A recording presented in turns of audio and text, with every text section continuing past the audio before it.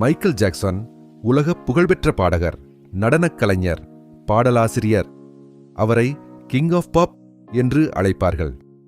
அவர் 1958ஆம் ஆண்டு அமெரிக்காவில் பிறந்தார். சிறு வயதிலேயே தனது அண்ணன், தம்பிகளுடன் ஜாக்சன் 5 என்ற இசைக்குழுவில் பாட ஆரம்பித்தார். அவருடைய குரலும் நடனமும் உலகையே கவர்ந்தது. பின்னர் தனியாக பாட ஆரம்பித்து த்ரில்லர், பேட், டேஞ்சரஸ் போன்ற ஆல்பங்களால் மிகப்பெரிய வெற்றி பெற்றார். குறிப்பாக மூன்வாக் என்ற நடன அசைவு அவரை உலகமே அறிய வைத்தது.